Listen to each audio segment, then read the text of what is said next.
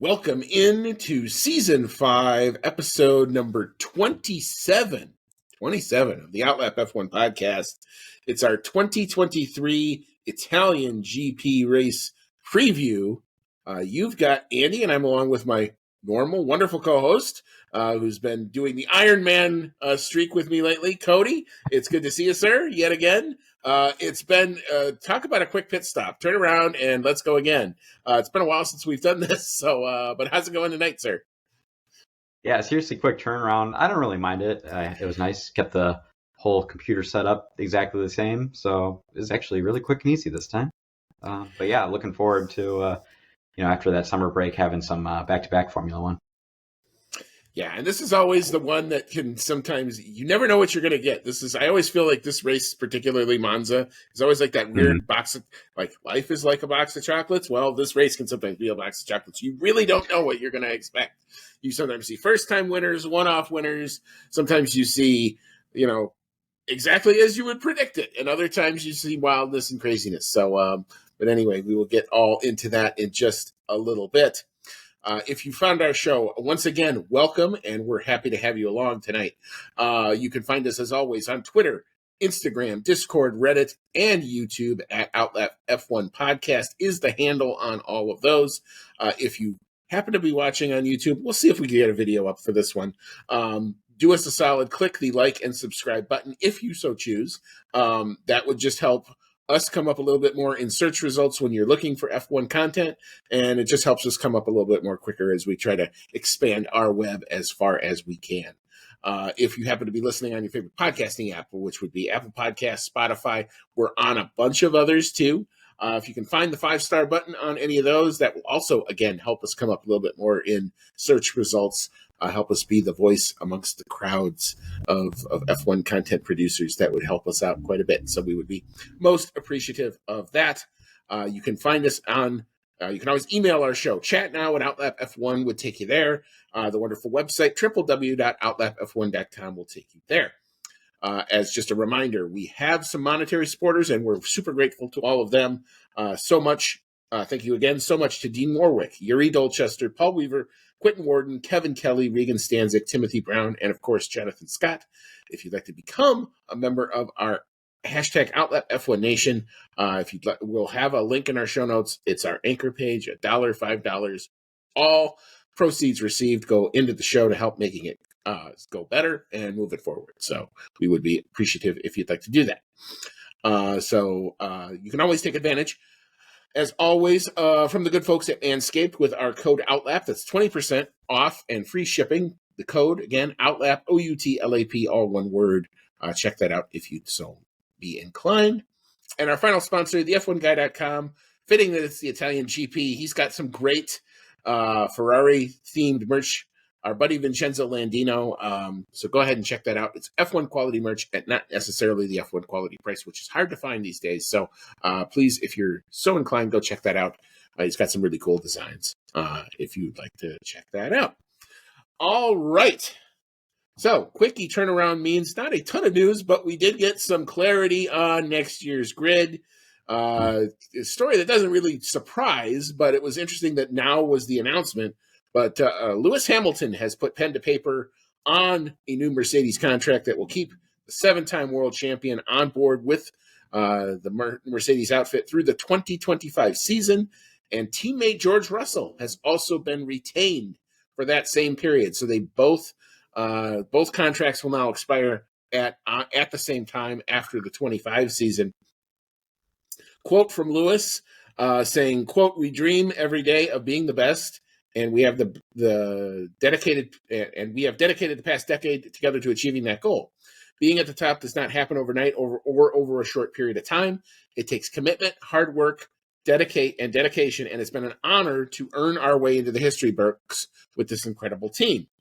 As for Russell, he chimed in and said, "I've grown up with this team ever since joining part of the junior program back in 2017. It's my home, and it feels fantastic to extend our special relationship through 2025. After stepping up to the Mercedes race seat last year, I wanted to reward the trust and belief that Toto and the rest of the team placed in me. Taking my first pole position and first race win last year was an unforgettable feeling.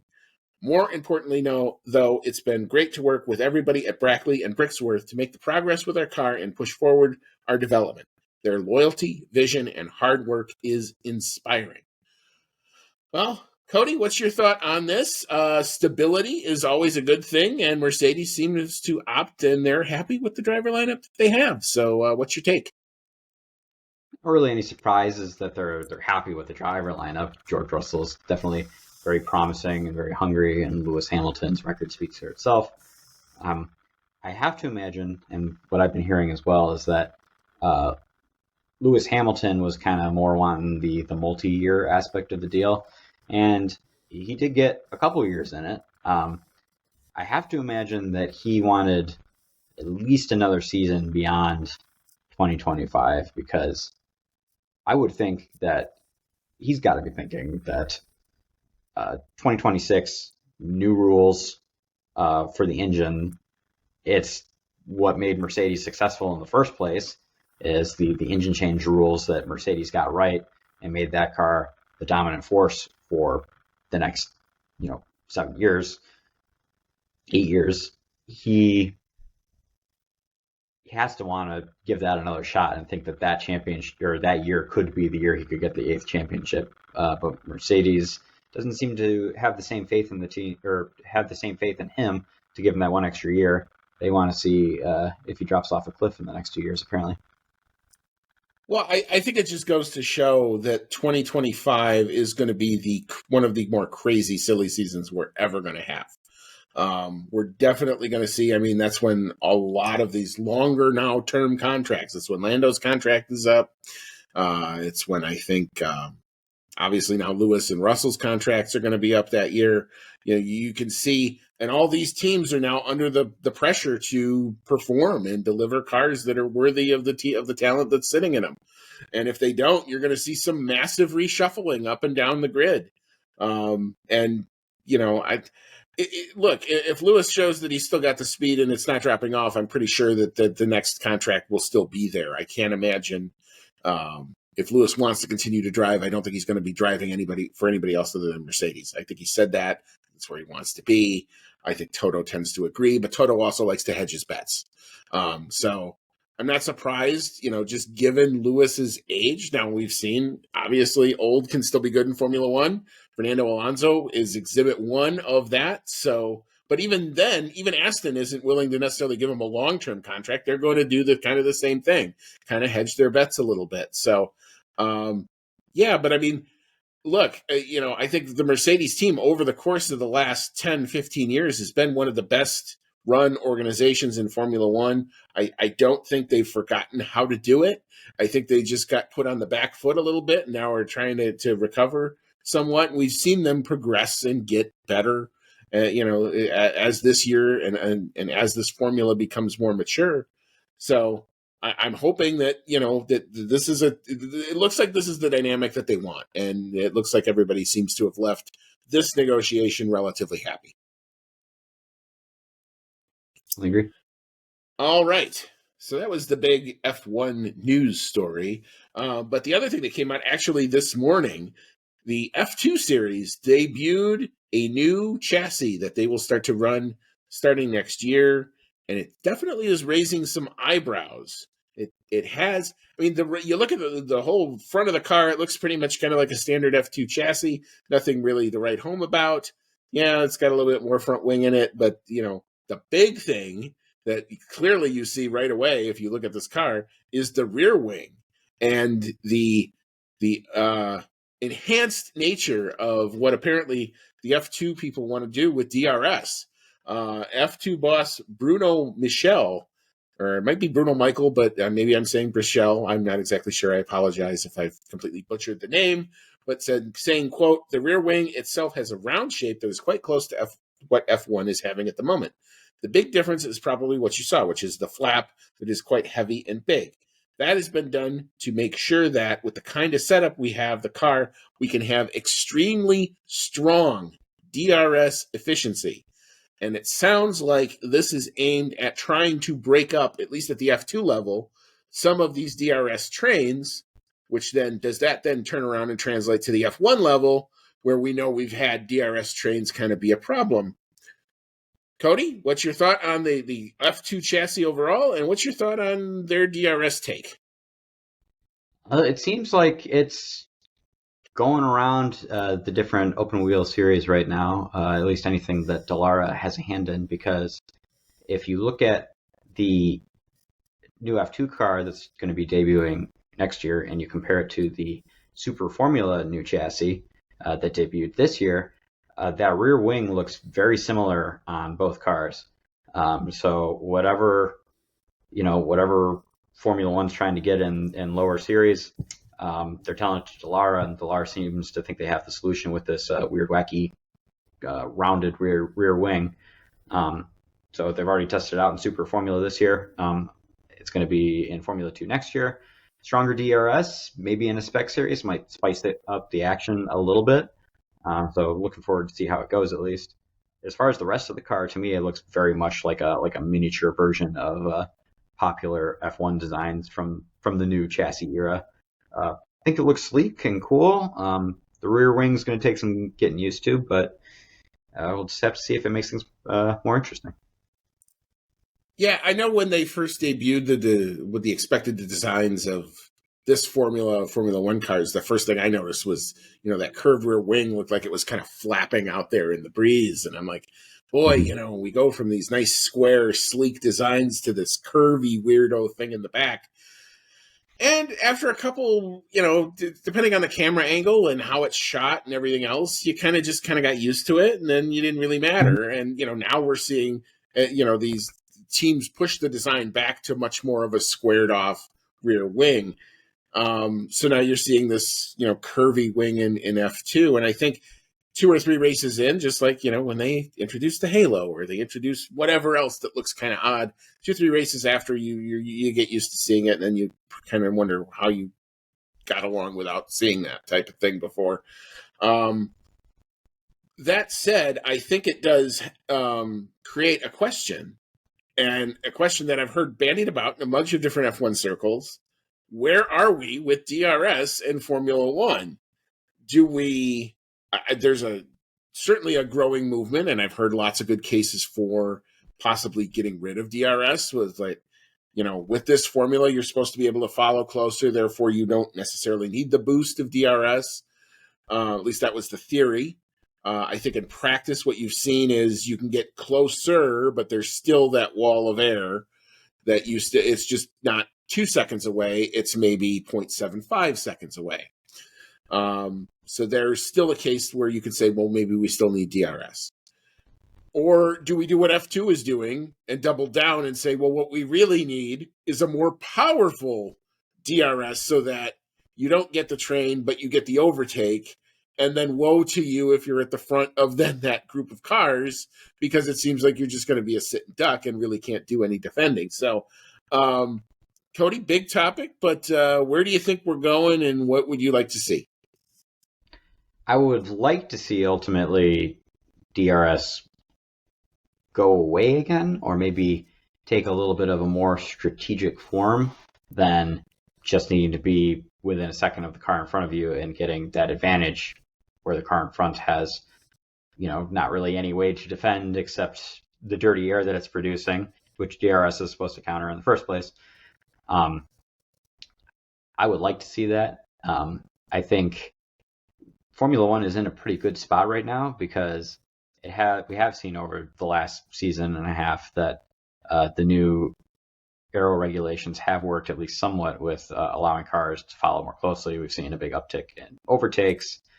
I think the on-track action is pretty good. You get some cars like Red Bull that have super DRS, and it makes passing look easy. And I wonder if, maybe with the being able to follow more closely, that maybe the current DRS is too powerful. But apparently, Formula body doesn't think that that's enough in feeder series, so they need to kick it up a little bit more when there's spec cars involved, I guess. Yeah, I mean, I've listened to a lot of people say that they would love to get rid of DRS. I think the natural way that you would start to phase it out would be kind of a and we kind of talked about this in the pre-show, a mixture of kind of what IndyCar does with push to pass, where, okay, you can use your DRS, but maybe you only get 15 DRS attempts a race. And you have to decide, are you really close enough? Yeah, you can be within the second. Yeah, you can open the flap. But if you don't think you can get the pass done, you better not burn it, because you might just do something dumb and not have it. Or if you're even the car in front, do you then get to, in a DRS zone, get to push it to try and defend and not be a complete sitting duck? Because I don't think anybody enjoys a DRS pass fest. You get a lot of overtakes that way, but I go, okay, well, what could the car in front actually do? Like, he just picks a side, and the guy goes around him on the outside, and it's not even a battle. And where's the fun in that? How many DRS zones are there typically around a track? Like 3-ish? 2 or 3, depending on what the FIA wants to do. Usually you see 2. Monaco's the only one that has 1. I would think an interesting way to do it would be if you got, at least a couple, 2-3 DRS zones, that if you're within a second, at some detection point and you're behind by a second, you get DRS for all the zones in the lap. But then if you are the car in front that's just under a second ahead, you get to choose one spot in the lap where you get DRS. I like that. I don't know how you implement that. That's very complicated with a lot of beeping, yes, to implement. But I love the thought. I love the fact that we're thinking out of the box, and that's great. Yeah, I mean, we'll have to see kind of where this goes. Obviously, now we know what the main feeder series' take on it has been, to try to make the DRS more powerful. We'll have to see if that translates up into the upper echelon of Formula One and what they eventually want to do. But yeah, so we'll keep our eyes on it and watch what happens. All right, so last story before we hop into the Italian GP weekend proper. We do have some one-off liveries, which the Italian teams have brought to this race, specifically the Scuderia Ferrari, of course, with a historic one-off livery, and then the Alfa Romeo, which with the black and the Italian flag in the back, which I actually think looks pretty sharp. But yeah, so do you think any of these one-off liveries will help either team do better, or is it just kind of a show pony type thing? And what's your thought on the actual liveries themselves? Definitely a little bit of a show-off thing, although I can kind of understand Ferrari wanting to show off that, hey, we can still build fast race cars that win races. It's just not in Formula One. I can see them wanting to celebrate any type of win they get. The car livery looks all right. The overalls are kind of a little ugly, in my opinion. Now, the Alfa Romeo car, that looks sick. And if you didn't know that Alfa Romeo was Italian before, you really do now. Maybe it'll give them a little bit of a confidence boost, and we'll see maybe Joe Bottas squeeze out a couple points. Yeah, we'll have to see. Usually, I mean, the Tifosi can be weird. They can either give you that like half a second boost if you're lacking confidence and maybe you need to get some more, or it can be a pressure cooker. And they expect. I think it was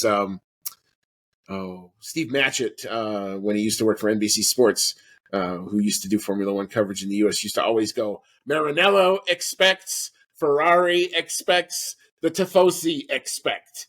And you just hear that and you go, wow, that's a lot of pressure. But, but they are rewarded with one of the best podiums if they happen to get there. So that's also really cool too. So, all right. So that's pretty much all of the big stories this weekend. Going into the weekend, we will, of course, stay attuned to us on Twitter and or Threads. If big stories break, we will do our best to pass them along as they come out throughout the course of the weekend. But for right now, we're going to drop our green flag, get into the Italian GP track facts and stats. So, Cody, tell us about the Autodromo Nazionale de Monza. Excellent. Yes, this weekend we are racing around the Autodromo Nazionale di Monza, located in, you guessed it, Monza, Italy. Number of laps around the track is 53, and the track length is 5.793 kilometers. That's 3.6 miles, with only 11 turns. Tire selection, we are pretty much staying in the middle range. Looks like we got the C2 for hard, C3 for medium, and C4 for soft. Track characteristics from Pirelli are as follows. We have traction 3 out of 5, braking 4 out of 5, lateral load 2 out of 5, tire stress 3 out of 5, track evolution 3 out of 5, asphalt grip 2 out of 5, asphalt abrasion 3 out of 5, and downforce levels a measly 1 out of 5. Qualifying lap record under Monza's current configuration goes to Lewis Hamilton, set with Mercedes, and that was a 1 minute 18.887 seconds, while the race lap record is set by Rubens Barrichello at a 1 minute 21.046 seconds. Most wins around Monza is a tie between two of the greatest of all time, Michael Schumacher and Lewis Hamilton, both with 5 wins around Monza. Second place goes to Nelson Piquet with 4 wins, and then a whopping 8 drivers are tied with 3 wins apiece. Some of the big names in that 8 include Vettel, Barrichello, Fangio, and Prost. So definitely big successful names of Formula One there. And 11 drivers tied with 2 wins at Monza. That's how long Monza's been around for. We have 11 drivers with 2 wins. Most constructor wins goes to Ferrari with a whopping 20. So that home field advantage must really count for something. McLaren is in second with 11. Mercedes in third with 9. Alfa Romeo in fourth with 8. And the Williams team in fifth with 6. What's the circuit like, Andy? All right, if there's one word that you could describe the Autodromo Nacional de Monza, it's fast. Formula One's fastest ever lap was set at Monza. Williams driver Juan Pablo Montoya's 260.6 kilometer effort during practice for the 2004 Grand Prix, which should give you some idea of the nature of the track. The locals call La Pista Mágica. Cars are on full throttle for 80% of the lap, and their VMAX on the circuit's 1.1 kilometer finish straight hit their VMAX on that 1.1 kilometer finish straight. From there, they roar off into the historic park section, where a series of big stops into tight chicanes gives the brakes also a good workout. As for the weather, and if you love your rain, maybe this is not the weekend for you. It looks like it's going to be sunny and warm. For qualifying, partly cloudy, high of 84 degrees, winds light and variable, chance of rain a scant 12%. And for the race on Sunday, mix of clouds and sun early and becoming cloudy later in the day. High, very warm for Formula One, 87 degrees Fahrenheit. Winds out of the west-southwest at 5 to 10. The chance of rain is 10%. All right, so we are going to take our official break here. We will come on back. We'll pay a bill or two. We'll come on back. We'll set the stage. Couple things we have. One thing we haven't talked about. This is weekend number 2 of, guess what? The alternative tire allocation, which is going to mean exactly. Bum, bum, bum. So mandatory tire compounds during some of the qualifying sessions. So if you forgot how much fun that was, we get to do it yet again. So I think it's Q1 on hards, Q2 on mediums, and Q3 on softs. It doesn't look like we're going to get any rain. So we're going to go through this whether we want to or not. But anyway, so keep that in mind especially as you're watching the practice sessions. Why are they not running certain tires? That's probably why they're trying to save them or use them, because we have this lovely alternative tire allocation on offer this weekend. So like I said earlier, we're going to take a break. We'll come on back and we will get into our Italian GP predictions. Lord knows I have to rally. Just looking at it, we have opportunities. We're definitely different. We're not agreeing on everything this time. So come on back and we'll get into all that in just a little bit. All right, welcome back. This is Season 5, episode number 27 of the Outlap F1 podcast. It's our 2023 Italian GP race preview, and you've got Andy, and I'm along with my wonderful co-host Cody tonight. And before we get into our predictions, I do have to make one quick change to the track facts. I messed up. I apologize. I had the wrong compounds. We're a step softer this weekend. So we're, the C3 is the hard, the C4 is the medium, and the C5 soft is the softest compound that's available this weekend. So with that and the alternative tire allocation, we might see some mixed up stuff going on. So we'll have to see how that plays into the course of the weekend.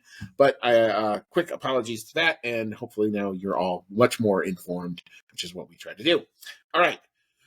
So I normally would play the Mortal Kombat sound. I will probably put this in the actual post edit. I'm not going to play it right now because the board is being a little finicky, as it's been tending to do. But we're going to start with our qualifying predictions. We'll start with the pole sitter. Last year, the Tifosi were very happy on Saturday last year. Charles Leclerc took the pole. Cody, do you think he's got it in him to do it again, or looks like you've got an interesting person on the pole, not who you would expect? Yes, I'm predicting that Monza is going to be a little kooky in the race and in qualifying. So I'm going to go out to left field here and guess Fernando Alonso takes the pole around Monza. Woo! That would be epic. That would definitely be epic. And if there's a guy out there who could do it, who's going to push all the way to the floor, it's definitely going to be him. I feel bad being boring, but I'm trailing, so I have to be. So again, it's his until somebody takes it. I'll be rooting for your prediction. Let's put it that way. But I'm going with Max Verstappen to take the pole, just because, Thanos is inevitable. And it just seems that whenever he's been pushed in qualifying, he pulls out some mega third sector. So that may be what ends up happening. So we'll have to see kind of how this plays out. But I got Max on the pole. All right. So the qualifying pole lap time from last year was a 1:20.161. Cody, what's your thought on the pole time? I think we're going to get a pretty good gain in the pole time over last year.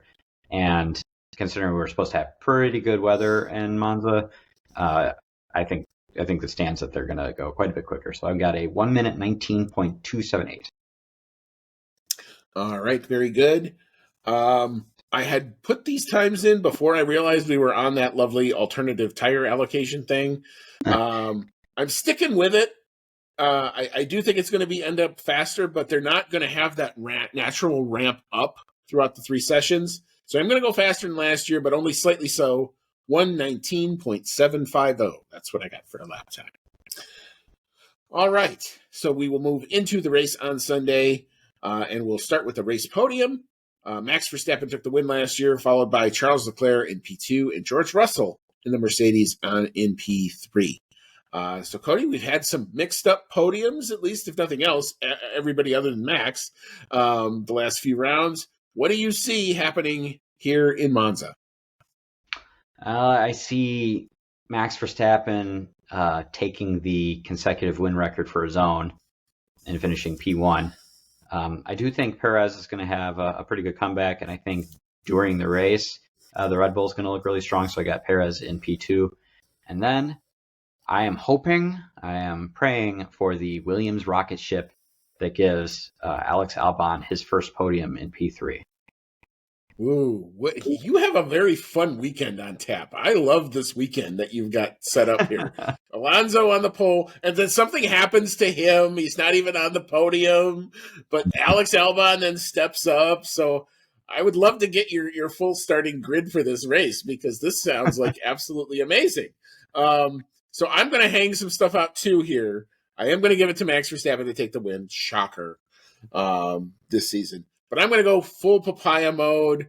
Why not? Sometimes they can nail this setup here. Lando Norris to come through in P2. Hopefully they put the capper upgrade on. They definitely took some drag out in Zandvoort according to the stats. So I'm hoping that translates here as well. And I'm going to give George Russell, freshly signed contract, happy boy, to come home on the podium in P3 as well. All right. So we'll now move into the fastest lap and the driver. Last year's fastest lap and driver was a 1:24.030, and that was set by Sergio Checo Perez. So Cody, who you got for fastest lap time, and what's your driver? I've got Lewis Hamilton trying to pick up the extra point this week, and I've got him doing it just a little bit faster than last year at a 1 minute 23.778. All right, very good. I'm going to go with fastest lap driver being George Russell. I think he's just going to have a good weekend. So I just got to have him a pretty good weekend. And that lap time will be a 1:24, a little bit slower, 0.324. 1:24.324. That's what I've got. You were hoping for my Alonso pole. I'm hoping for your Russell podium because he's had flashes of being really good this year, but he's also had some really awful luck at some races, especially last week. So I think it would be a great turnaround for him. Yep, yeah, and I think him and Norris would make some interesting battles amongst the two of them if they are fighting for P2 or P3. So let's hope that happens. All right, so for bonus picks, I've gone ahead and selected in multiples of 5 this race, P5, P10, and P15. I'm going to say Oscar Piastri in the other McLaren comes home P5. Good, but not necessarily podium worthy yet. I want so bad to put him on the podium, but I have to see it first. Yuki Tsunoda, just because that's always where he's been around. I didn't get a chance to talk about his drive in the last review too much. He did some mega defending against Lando Norris for a long time and deserved a lot better in that race until his team decided to hang him out and not pit him for a second set of dry tires. Didn't understand that one. But anyway, Yuki Tsunoda redeems himself this weekend and comes home in P10. And Liam Lawson, still trying to get up to speed a little bit. I think he will show decently this weekend, but still it's going to be a struggle for him to get into the points. So I've got him in P15. All right. I also have McLaren taking P5, but I've got it as Norris. I don't think they're going to be strong enough to get on the podium like you're thinking this week. So I've got him slotting into P5. I also have Yuki Tsunoda in P10. He's been right around there all year, and I've got a funny feeling that Monza might be the track that's going to cover up some of the shortcomings of that AlphaTauri car. So I've got him slotting into P10, and then Lance Stroll coming in 15th, probably due to some kind of damage, and being outdriven by a mile by his teammate once again. The season of pain for Lance Stroll apparently will continue, according to you, this weekend. So, yeah, we'll have to see where that ends up. All right, so our prop bet this weekend, do the Tifosi get to rejoice with a red car on the podium on Sunday? I think our podium is pretty much already kind of declared what our answer to this will be, but you can hedge if you want to. So, Cody, what's your thought on the prop bet?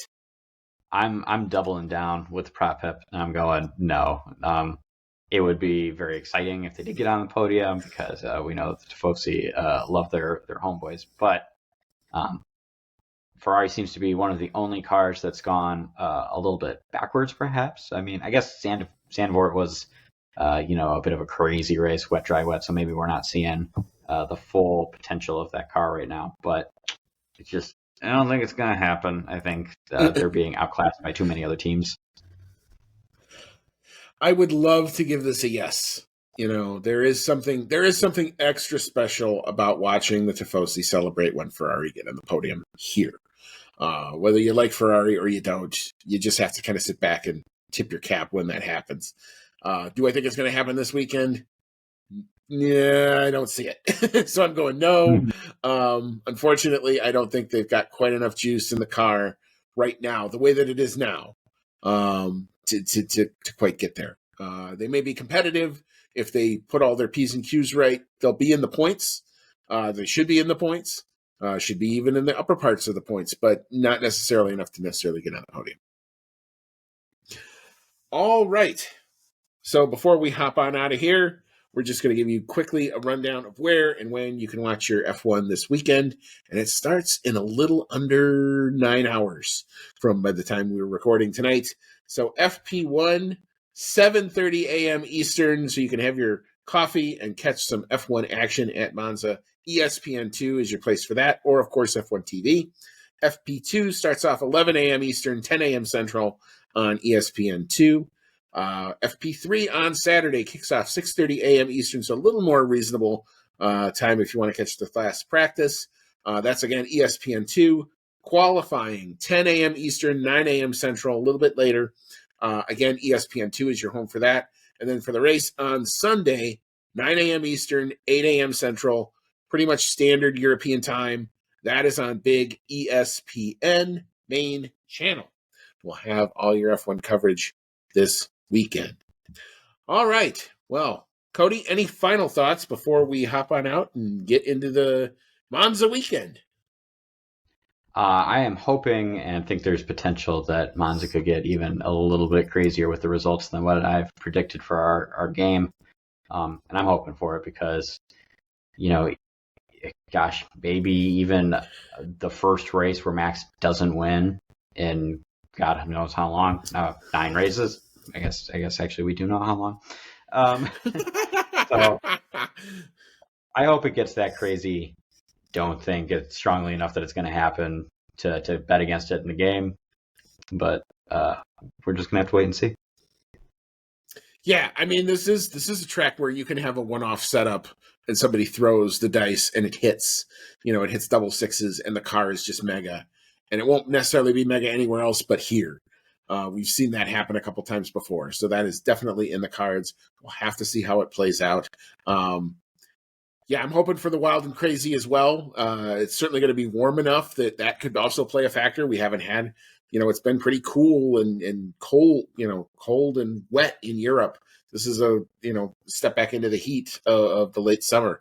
So we'll have to see kind of how this goes. And you got to think the Italian fans, because they didn't get that earlier race this season, are going to be super psyched and amped up all weekend long. That's always fun to watch as well. So we'll get into all that. We'll be back either Sunday or Monday or maybe Tuesday. I don't know exactly when we're going to record our review. Haven't worked all that out yet because there's a lot of plans with a lot of folks going on, a lot of traveling around all weekend because it's a holiday weekend for us. So if you are in the U.S. and you celebrate Labor Day, please enjoy safely and come on back to hopefully catch our recap whenever we do it. But for Cody, it's been Andy. This is always a lot of fun to do. And as always, may all your laps be fast.